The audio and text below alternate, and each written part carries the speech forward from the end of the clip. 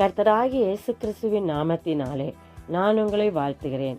நாம் இன்றைக்கு தியானிக்கும் வசனம் ஏசாயா தீர்க்கதரிசியின் புஸ்தகம் 45ஆம் அதிகாரம் 2ஆம் வசனம்.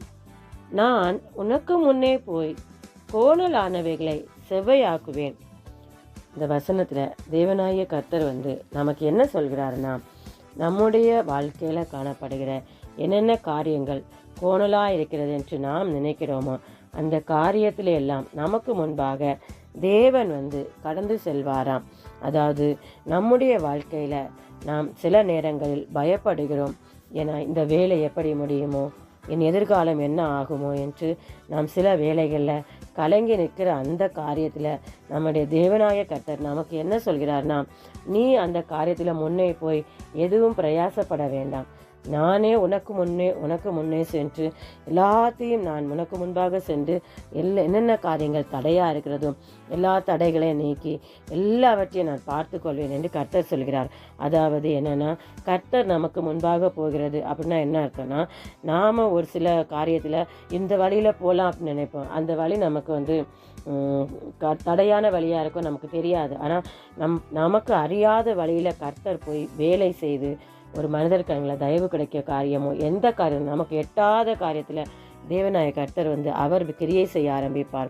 அதாவது நாம் ஒரு இடத்துக்கு போகணும்னு நினைக்கிற இடத்துல அந்த இடத்துல முன்பாகவே தேவன் கடந்து சென்று என்னென்ன காரியங்களை சரி செய்ய வேண்டுமோ எல்லா காரியங்களையும் சரி செய்வார் என்று தேவன் நமக்கு சொல்லுகிறது.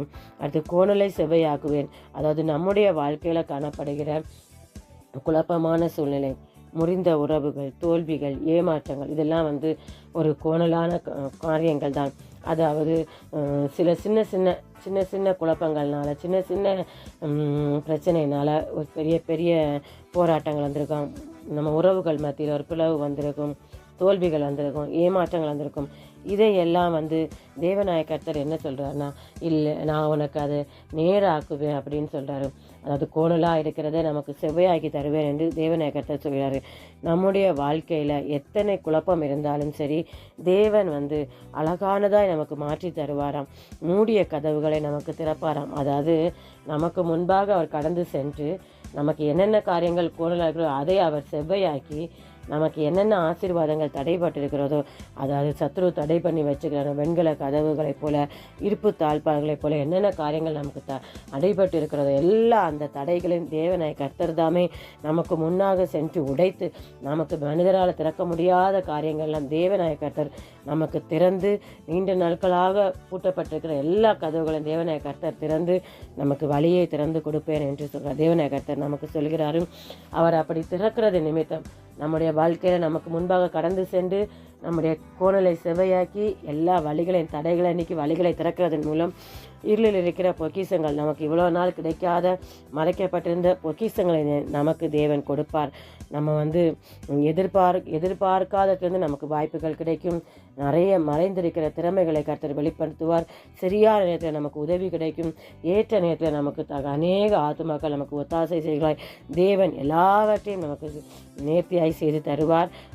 இந்த வசனத்தை நாம் என்னென்னா விசுவாசிக்க வேண்டியது என்னென்னா, நான் தனிமையில்லை, தேவனாய கர்த்தர் எனக்கு முன்னாக செல்கிறார்.